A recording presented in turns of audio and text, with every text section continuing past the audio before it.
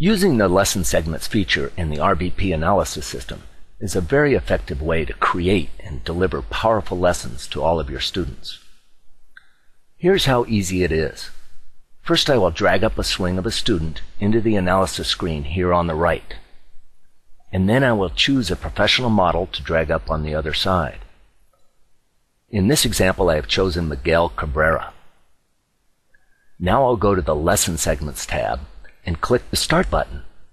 And from this point forward, everything I say or draw on screen will be recorded and then can ultimately be delivered to my students through email or their RVP locker. To start the analysis, we begin at the stance and work our way through the movements and positions of the swing, looking for principles that limit the amount of force the student can deliver into the ball, or reduce the amount of time the sweet spot of the bat is on playing with the pitch. We are also looking for positions and movements that limit the student's ability to adjust to different speeds and locations of the pitch. If I double-click the stance position, both players will jump to stance. Here we can see the student is starting from a good athletic position, with his head between his knees and his knees between his feet. We can also see the student is maintaining some kind of movement in his stance. This movement not only relieves tension, but it also promotes good timing. With movement, the mind gets a sense of where all the body parts are, while the eyes start telling us what is happening on the mound. You can see both players are starting from a good position.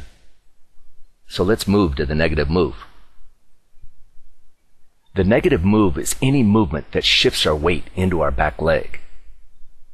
The two big principles here are to make sure that the back knee stays inside the back foot, so we maintain control over our center of gravity. And the second principle is to see that the player is creating an attacking posture, ready to move forward. Both of these principles are important because they enable the hitter to control his stride and use his whole body to create energy. It is very easy at this point to see the student's posture is backwards.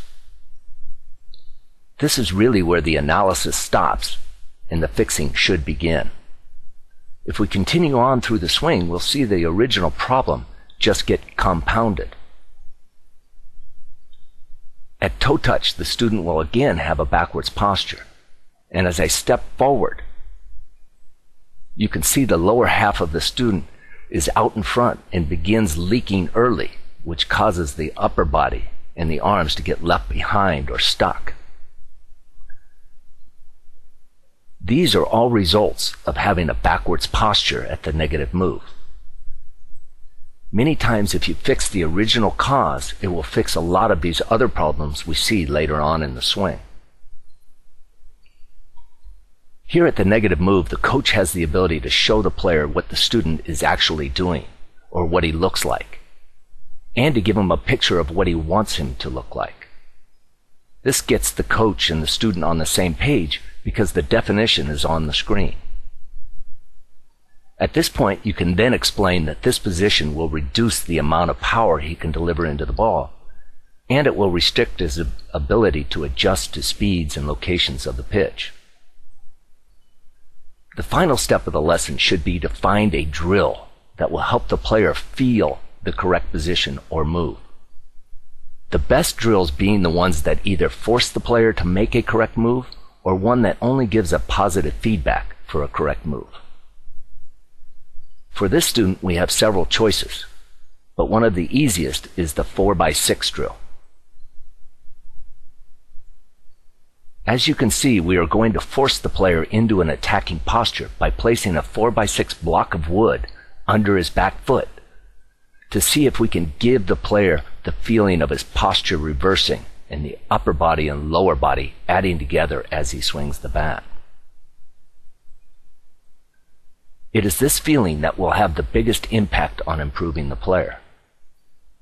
Once the student understands this feel, it will be much easier for him to incorporate it into his game swing.